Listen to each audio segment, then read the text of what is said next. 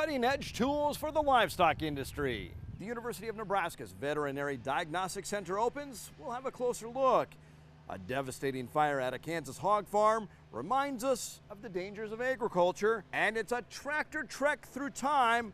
Grow deeper now.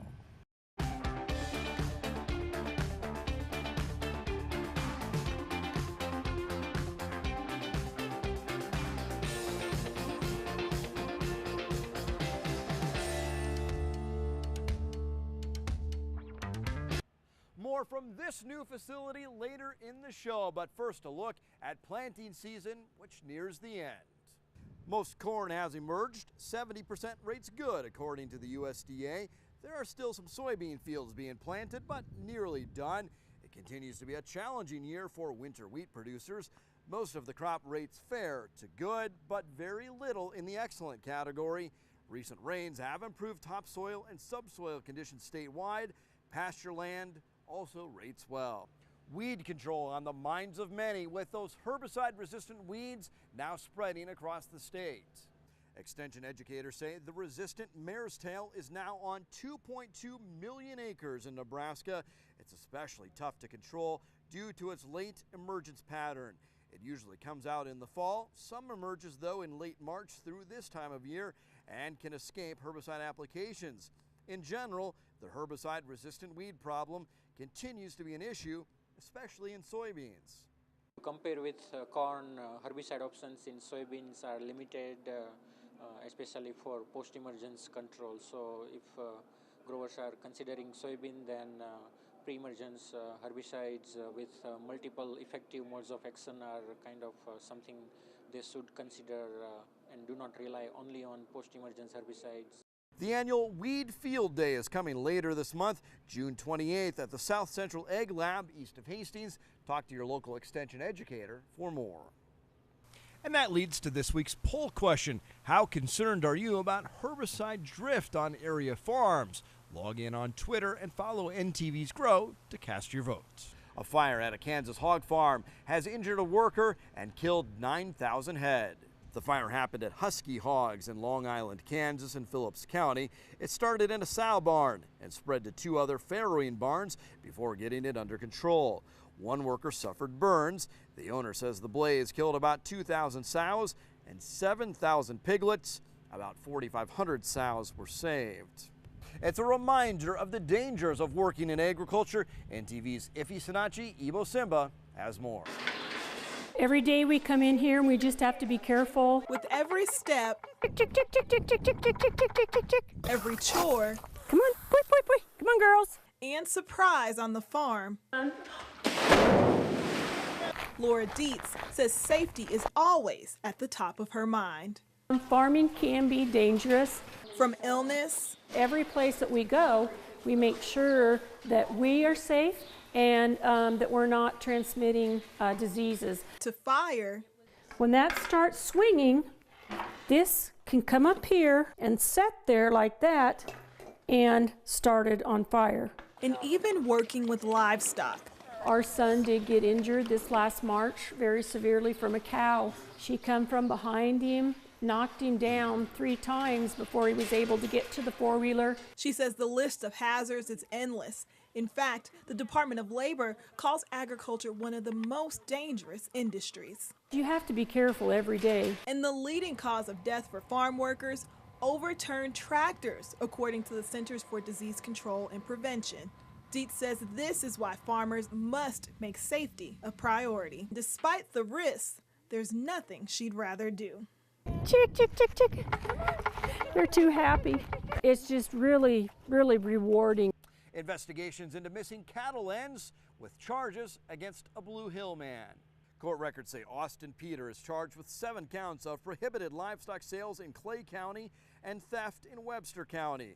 Authorities say Alan Johnson of Blue Hill reported calves missing back in January, and on that same day, Peter sold 40 of his cattle and 30 unbranded animals to a sale barn in Clay County. Authorities say investigation found 27 of the unbranded animals were matched with animals in Johnson's. And that ties in with this week's poll question, as some cattlemen have filed a lawsuit against the brand committee.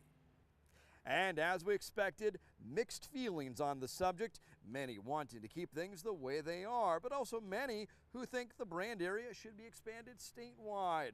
And some agree with the lawsuit and want to end the brand committee. As always, follow us on Twitter and be part of the conversation. Cutting-edge tools to protect our livestock and food safety. Those are goals of this new Veterinary Diagnostic Center opening soon on East Campus at the University of Nebraska. Can't bring anything into this lab. Isolating diseases, diagnosing them. Identify the genes of whatever bacteria or virus that we're looking for. Pathologist and veterinarian, this is Bruce Broderson's new lab, the Nebraska Veterinary Diagnostic Center. They've got a large receiving area. Animals will come in here, whether it walks, swims, crawls, or flies, they've probably seen it. I'll take you back to necropsy. They're on alert for West Nile virus in birds, chronic wasting in deer, and avian influenza. Constantly on the lookout for that. Veterinarians will send tissue or entire animals. Samples that veterinarians have collected. It replaces a cramped center built more than 40 years ago. Built on the University of Nebraska's East Campus in Lincoln, the legislature put up $40 million in funds, along with $4 million raised from private donors. I want to recognize the cattlemen, especially for all the donations that they've had and the input they had in encouraging, moving this building forward. Teaching, research, and outreach are all part of the mission, especially supporting animal agriculture. What we do is monitor for diseases, and that helps those producers keep the food safe.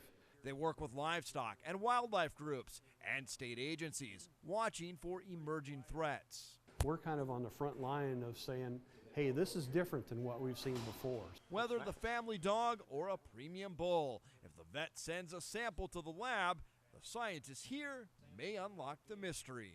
This is the black box where the stuff goes and as a result comes out. The center could also play a role with bioterrorism, something we may not think much about. We go back now to NTV's Ifeanyi Ibo Simba with more.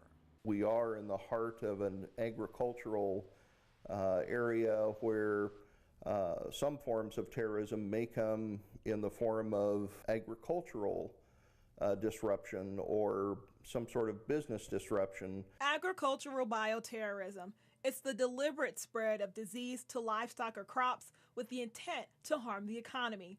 And it's something Captain Anderson says would have widespread consequences on Nebraska's #1 industry if carried out in our state. If someone, either individually, domestically, or internationally, wanted to try and disrupt those types of businesses, cattle business, crops, any type of ag thing, it would have a devastating impact on it. Farmers and ranchers in Hall County could see some improved road conditions. The Hall County engineer points to bridges like this one that haven't been revamped since 1932 and only hold 26 tons. The average semi, 40 tons, forcing drivers hauling farm products to go around if their destination is along that road. The new and improved bridge will mean less travel time for farmers.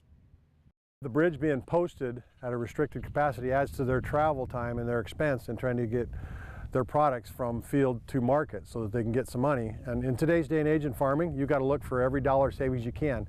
And having to drive out of the way is impacted by this bridge being restricted. Steve Reilly says the bridge is also fracture critical, meaning if one beam collapses, the whole bridge could go down. A new study suggests kids who drink dairy alternatives could end up shorter than kids who drink cow's milk. The study's lead author said the most surprising finding was, quote, the amount of children were shorter depended on how much they were consuming, end quote. According to the report, each cup of non-cow's milk consumed daily is associated to a loss of 0.15 inches in height compared to the average for a child's age. For example, a 3-year-old who drinks 3 cups of rice, soy, or almond milk each day would be more than half an inch shorter than a 3-year-old who drinks 3 cups of dairy each day. The study suggests one reason for the difference in height might be that plant-based milks do not stimulate insulin-like growth factor production as well as cow's milk does. A North Platte man joins the Rodeo Hall of Fame. Buffalo Bill rodeo announcer Randy Corley is an inductee in the 2017 Pro Rodeo Hall of Fame. Corley says he never thought he'd make a living as a rodeo announcer. In fact, his high school speech teacher said as much, saying he would never make a living talking about the rodeo. Little did she know, Corley worked as a DJ in Broken Bow and North Platte and has announced rodeos all over the country.